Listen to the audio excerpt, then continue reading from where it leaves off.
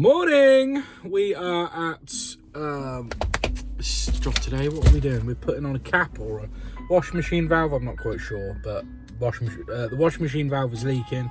I don't know whether it's one that's being used or one that needs to come out. So I've got a cap and I've also got a washing machine valve in my pocket. The shower tray trap has arrived for the previous job that I ordered the part yesterday. So we can do that, and then much later on this afternoon we are going to fix a leaking washing machine waste. So we got all that to do, and then I was supposed to be going back to the pub this morning to do one of their rooms upstairs to fix a set of bath taps, but the owner has come round, taken it apart, and he's taken the cartridge and gone off with it. So I presume he's going to do it himself. So that one's not going to happen. Whatever else gets called in today. So let's get straight into the video. You can see there's a little tray under there. Now, someone asked me on the last video, was it last video? Last comment. How do you know whether it is a combi boiler or whether it's... There you go. Put your thumb over it. If it's spraying out like that, it's got pressure behind it. It doesn't necessarily matter about the flow rate. Or you could just look up at the big combi boiler, open up the flap, and if it's got your tap water as well as your heating, it's a combi. It does both. So there we go. Right. Let's go turn off the water supply. Right, so there it is. I'll turn that off by hand, easy enough. But if they are stiff, I always bring my spanner, because what you can do is use that loop, go over with that, so you can get really good leverage. Look. Right, I want to look like a complete idiot if for some reason this doesn't turn off straight away, but cold, hot. There we go, it's off. Right, you don't always see this in the videos because, well, I'm kneeling on it, but get yourself a really good nail mat. It's not a foam one, it's like a rubberized one. Oh, it feels so good. Right, so we'll take that cap off. That, and then we'll just open it up very gently.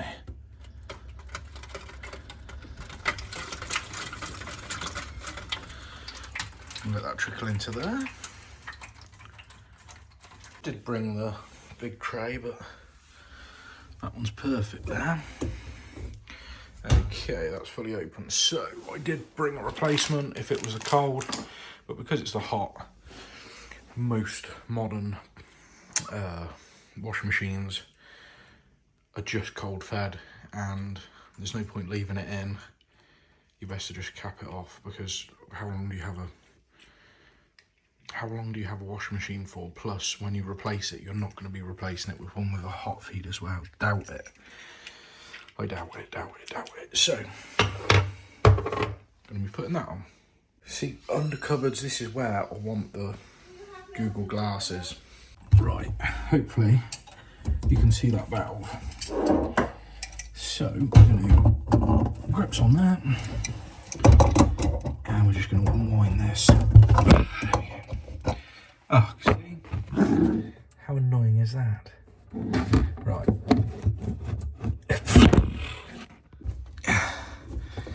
Come on. Oh. Right. Pair of grips. Where are they? Down here. Right. There we go. That's him off. Now, where is that cap? Where is that cap? There's that cap. If you are ever taking one out, put a cap on. It's good in case the customer ever knocks it on. But with this one, it was leaking out of here because they commonly leak out of the actual join in the middle. Same as the normal boiler fix. But there we go. Right, good old blob of paste. We love a bit of paste on this channel. Paste is good. Right. Pop the cap on, and we'll start getting that tightened up. Look. Right, so that's back on. Oh yeah. Just purge it. Make sure we've got no air splurting out. Lovely. Hot.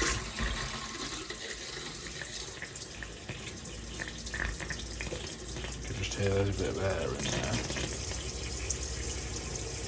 There we go.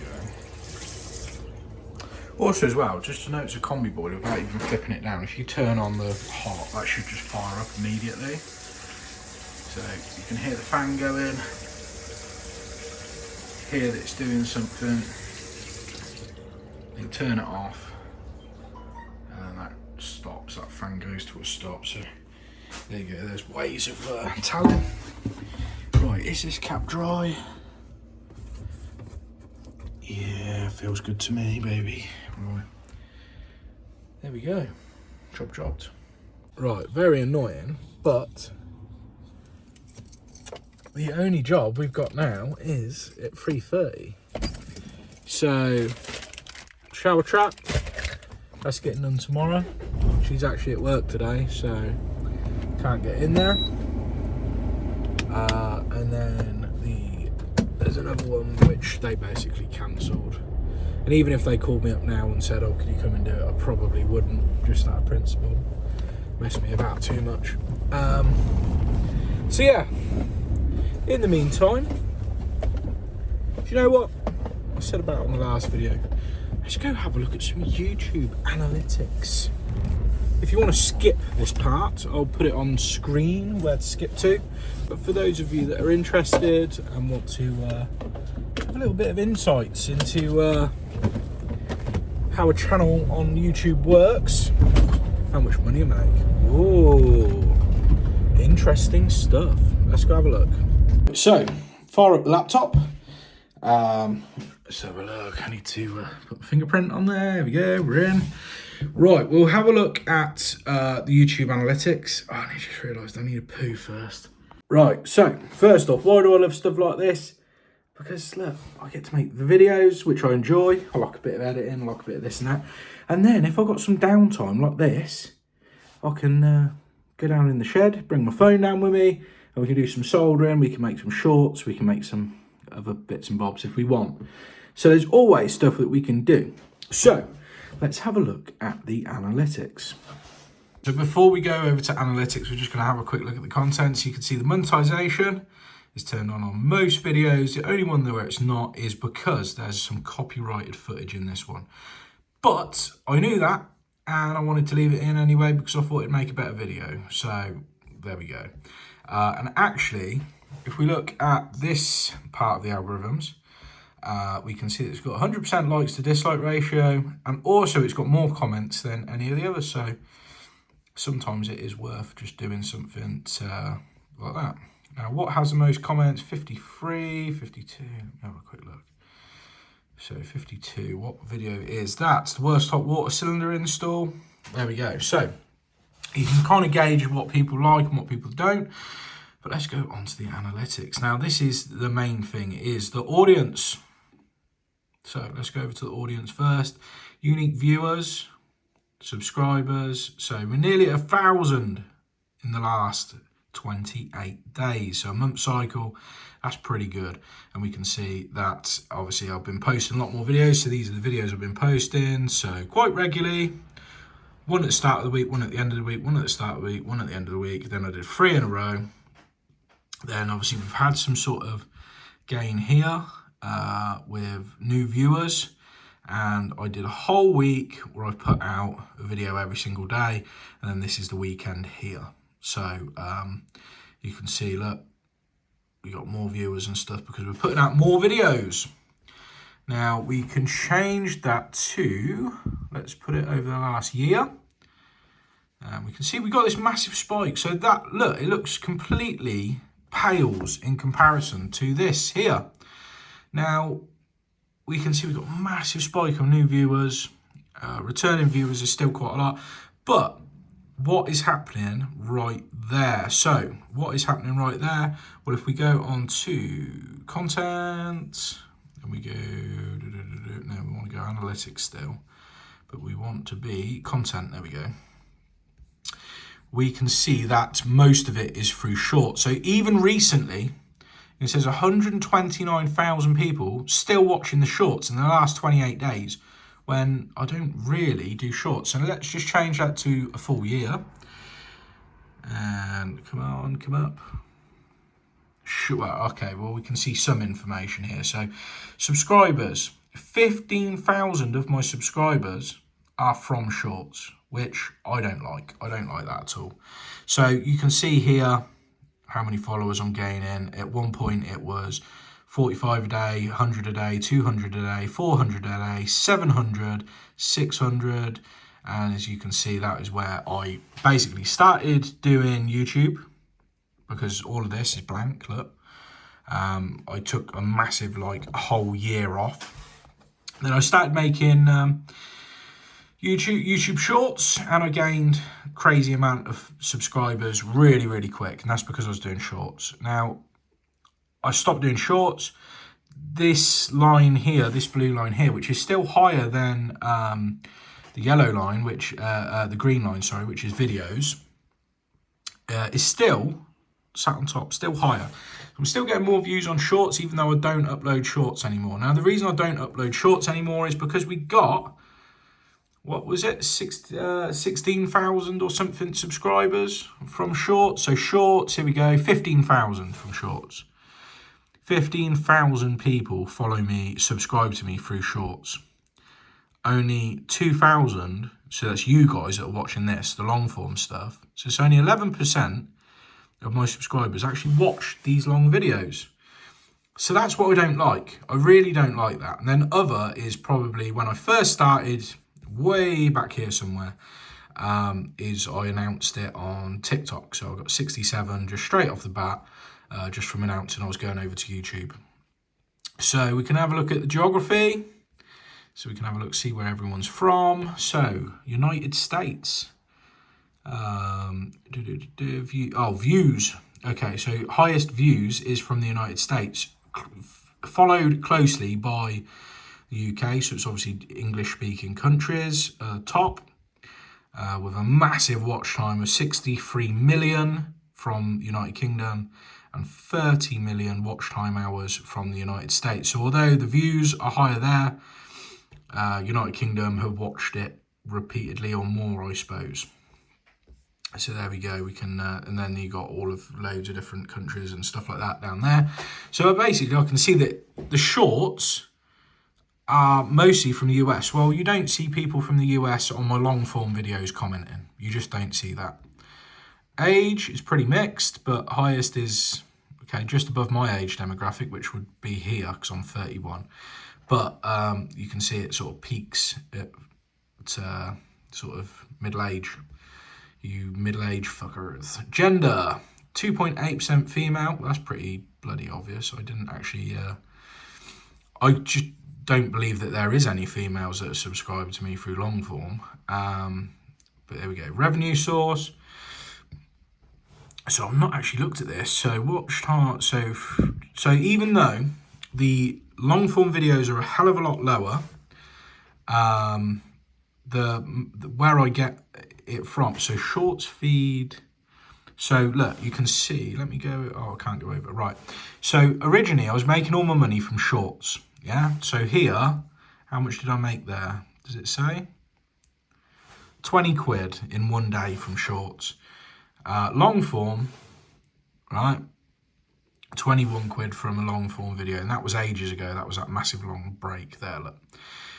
But now I'm making the money through the videos. So it looks like on average, these spikes are every time I upload a video. So one video made 11 quid, one video made 11 quid, 20 quid, 8 quid, 11 quid, 9 quid, 18, 17, 17. So basically I'm making less than £20 per video I put out.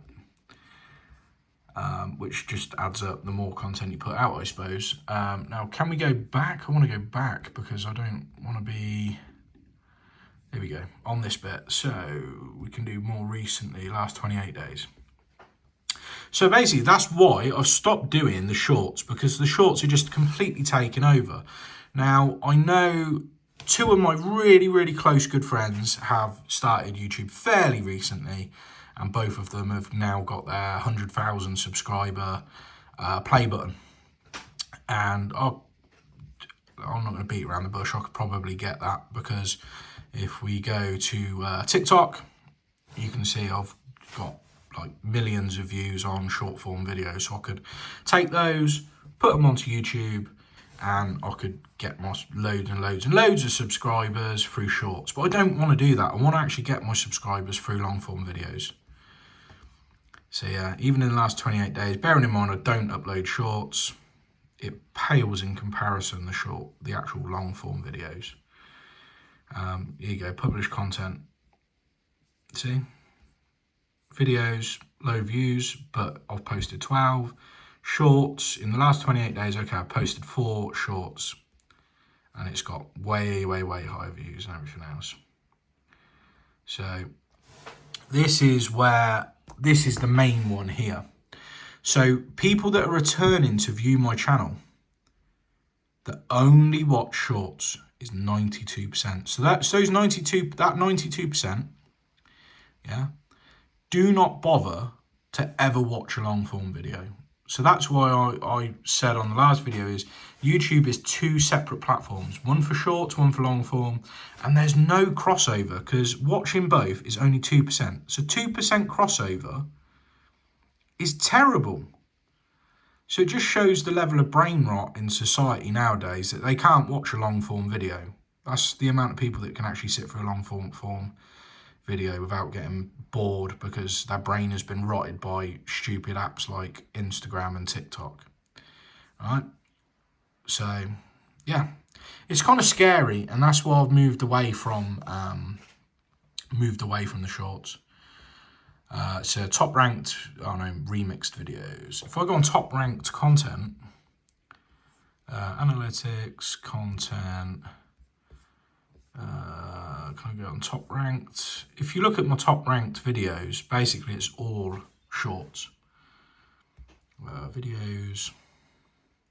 So you can see the performance on these, how many views we're getting roughly, and it's kind of, if you put a line through the middle as an average, it probably is starting to go up ever so slightly. Shorts, let's go over a year. No, 90 days. So shorts, views 1.3 million, crazy. Compared to 159,000 on, and you can literally see, look, every time I post a video it spikes, and then they're not really gaining retention either, which is a bit worrying. But yeah, there we go. Impressions, click-through rate, average view duration. As long as that is nearly 10 minutes, I'm quite happy, to be fair. If the average person's watching about 10 minutes. But yeah, viewer retention. This is pretty stable line. So about 30% of people will watch a video from start to finish, which is pretty good. Top videos. Hang on, if I go, right, let's go on all, and then we go back down to top videos. No, it doesn't do that. It only likes doing it on there. But yeah, so that's typical viewing figures, which it actually, when you go in and look at the data, look at the analytics, you can see that actually this number, compared to the subscribers that we've got through long form content, is double. So it's actually overperforming, which is good. So the only interesting thing that you guys really want to know is how much do I make a month on YouTube? Well, because I've uploaded so much, okay, let's do it to 28 days. So that's a month. It is £387.66. That's estimated. So it usually actually comes out a little bit less. Plus YouTube take tax out of it. So there's probably, I don't know, more like 330 quid, let's say. But there you go. Interesting to know. See, and to be fair, seeing as I've only just really started YouTube, That's pretty good. So it just shows if you've got a channel with double the amount of followers, so 38,000 subs, in theory that should be doubled. So you should be making 6, 7, 8, nearly £800 a month just from YouTube alone. So it's interesting. That figure is actually higher than me doing TikTok and getting millions of viewers, or let's say I got 100,000 views on every TikTok video I uploaded for a month. Trust me, it would still be less than that. It would be about 250 quid. So, there you go. Do you know what? I'm actually going to leave the video there, because if I'm going out to this next job at 3:30 and then I've got to put it all together and then put it out, it's just ball ache, whilst I can just edit what I've got now and get that ready for tonight. And then whatever I do this evening or this afternoon, I will film anyway, and put it in tomorrow's video, so you're not going to miss out on anything. The shower trap, I'm doing that tomorrow. Also doing the shower screen. So we're revisiting a lot of jobs from last week tomorrow, and then Thursday I'm off. So there we go. Right, peace out, and I shall see you on the next one. Well, I didn't know if I kind of explained my issue with the subscriber thing. Basically, if I've got, let's say I had 100,000 subscribers. Sounds great, doesn't it? But if they are not watching the long form videos, so imagine having 100,000 subscribers, you're still only getting, let's say it goes up a bit, right? Naturally it was up a bit, so I got maybe 7,000 views. 100,000 subscribers, 7,000 views. I think that looks a bit silly. Looks a bit silly, and there's this one thing with social media, because I've been doing it long enough that there's an accusation that will get thrown around and they go, oh, you're just buying your subscribers. Okay?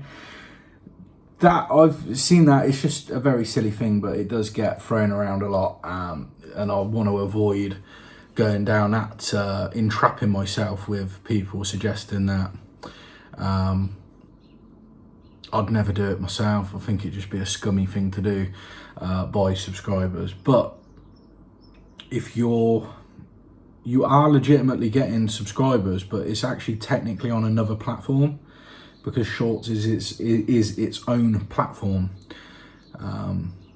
So yeah, I just want to get away from short form, because I've been doing that for long enough. Social media for 5 years. Christ, 5 years. 5 years I've been doing it, and all I've been doing is short form, and then it kind of, it is a very different world to live in, because you're having to make something that's engaging from the very first second to the very last, which sounds great, but when you realise that people have got that little retention in seeing something from start to finish, I don't want to keep adding to that problem that is just genuinely a global problem, that people can't sit down and focus on something. And I know it affects me. Like, I can't sit in front of the telly nowadays and watch a series, because I end up keep glancing down at my phone, going on Instagram, going on TikTok, scrolling, whilst I'm not being able to concentrate. And I'm trying to get into that myself, raise my little one as well, to watch long form stuff and not ever be an iPad kid that has that really short attention span.